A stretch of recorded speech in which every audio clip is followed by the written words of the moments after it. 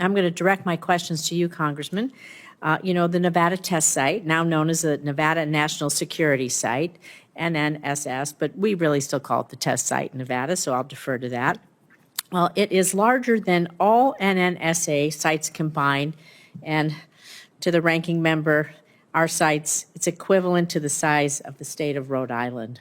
So, but High tide or low tide? we'll strike that from the record. There you go. Anyway, the Nevada test site has played a critical role in nuclear weapons development. It was ground zero for the majority of the United States explosive nuclear testing from 1951 to 1992, when 100 atmospheric and 828 underground tests were conducted. During this era, which we must not ever return to, millions of people and acres of land were contaminated by radiation.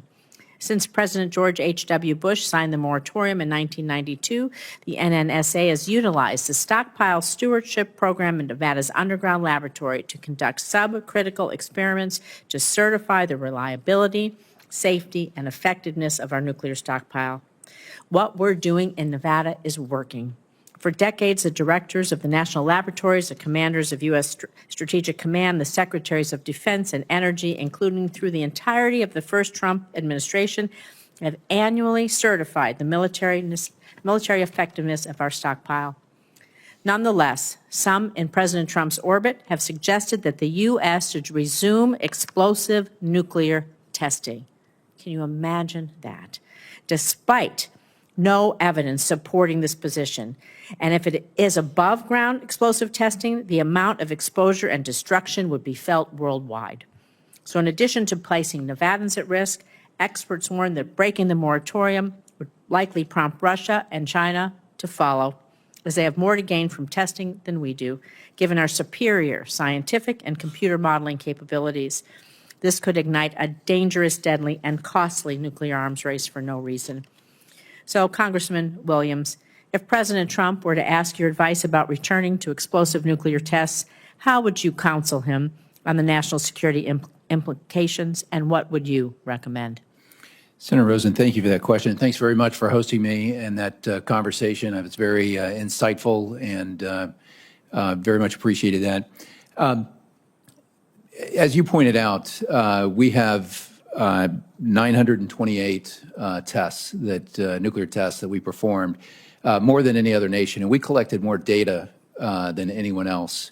And it is precisely that data that has underpinned our scientific basis for confirming the stockpile since the moratorium in 1992. The decision whether to continue testing, critical testing, supercritical testing,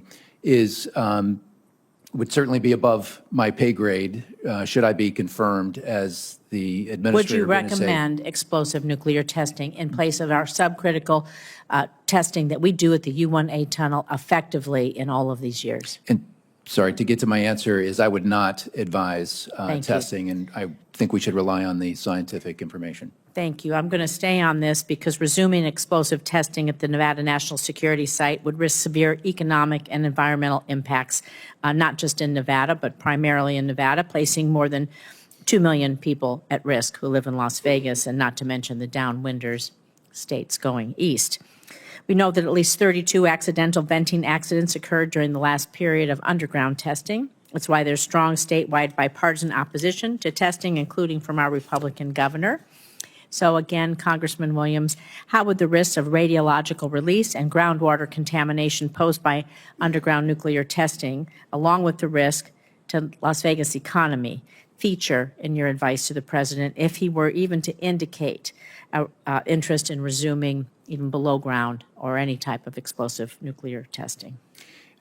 Senator, thank you for the question. My primary concern would be for our deterrence, that we're deterring our enemies.